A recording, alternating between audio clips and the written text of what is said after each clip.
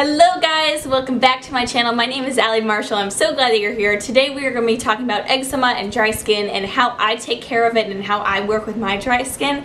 And so we're just going to be going through my everyday routine on how I wash my face and what I usually do to prevent all of, those eczema flare-ups and dry skin and prep your face for the perfect foundation for your foundation and your makeup. So guys, as always, please make sure to like and subscribe right here, and let's get into the video. You can look into something similar to this, but this may not quite work perfectly for you, but here's a few tips on how to take care of dry skin and what I do in the morning. First, I start off with my Ultra Blend from Lush. Now this is an oil-based cleanser, and I've learned that this is the best for dry skin. It is absolutely amazing.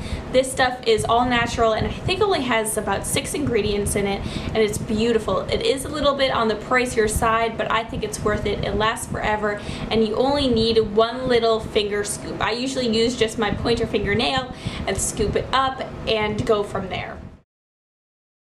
The next thing I do is I go in with a hot towel, run it under some hot water, squeeze it out, and then put it on my face and let it just sit there for a minute and wipe off the Ultra Blend. This for me is enough to clean my face and get it ready for the products that are coming up for it. One tip about Ultra Blend is you have to go through a process of cleansing your skin from the products you used to use, the harsher products.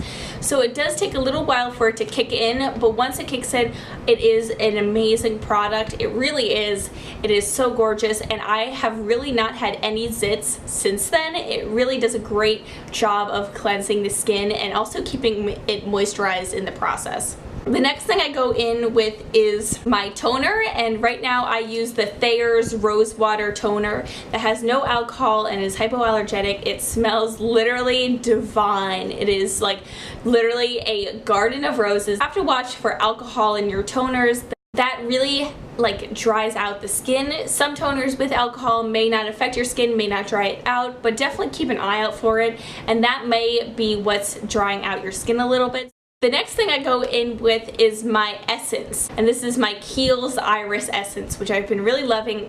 So essence is like basically a watery lotion. It kind of preps the skin, opens up your pores, and gets it ready for the rest of the products that are going in, so it can really absorb like the lotions or the oils you put on your face. One tip is don't just rub in your essence. Really pat it into your skin very lightly, and it gets it all into your pores, and that's the best way to go. The next thing I go in with is my Kiehl's Daily Reviving Concentrate, which is a beautiful oil. This is for my mornings. It is just so gorgeous and really brightens up the skin because it has citrus oils in it, so it really gives life to your skin. It is so beautiful. I really have been loving it. Hey kitty! Okay guys, one thing I wanted to talk about real quickly, as for eczema, I've noticed that micellar waters really affect my eczema, and depending on what brand they are and the formula, sometimes it can make my eczema worse.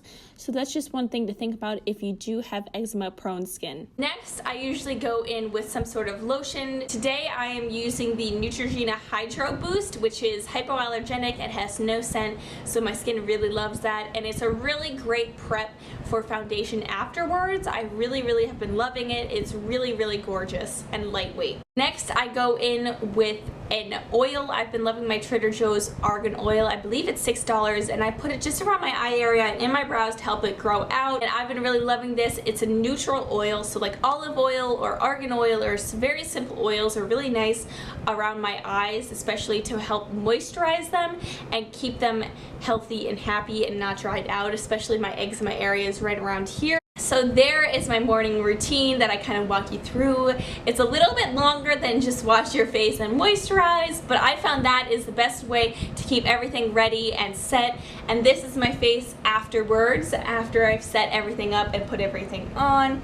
It is ready for makeup now, and you can see it's has that glow. It's nice and moisturized, and I really don't get too many dry patches unless makeup is a little too drying on my face. Like some foundations, especially matte ones, still are a little too dry on my face, but what I like to do for that is just to really layer on the moisturizers before I use like a matte foundation or a full coverage foundation, which tends to be a little bit more drying. I find that that's the best way to go. Really prep your skin, really moisturize, and then you'll have a better chance of having the foundation look good. Eczema is a really tough thing to deal with. I've struggled with it for such a long time. Depending on the weather and how stressed I am, I can get eczema flare-ups, and they all tend to be right around my eyes, which is like so annoying because you can see it. It's also frustrating because I can't do makeup really when I have an eczema flare-up on my eye, just because there's not an even base, and it usually tends to make my eczema worse when I'm like, you know, blending and like, so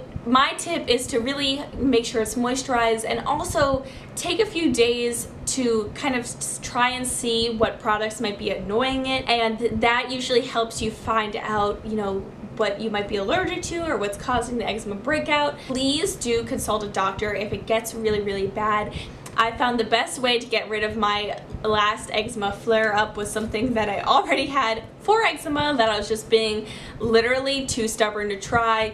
It's this little hydrocortisone from a doctor. It's a little bit stronger than a regular hydrocortisone. You have to be really careful, especially around your eyes, using hydrocortisone. It's not meant to go in your eyes. It ends up being really bad.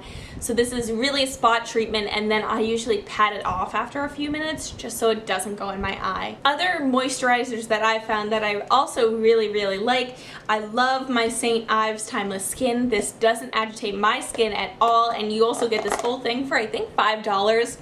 It is really nice and just really beautiful and very gentle on the skin, so I love this. As always, do spot testing like on your arm, your like elbow, inside elbow. That is the best way to see if your skin is allergic to it at all. But for every single product, anything you put on your face, please make sure to spot test. It's the best way to make sure that your skin doesn't get angry at anything you put on your face and prevents future flare-ups or, you know, any like irritations.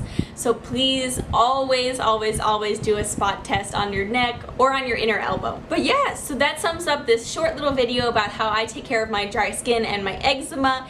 Thank you guys so much for watching. I hope that this helped all of you dry skin people out there.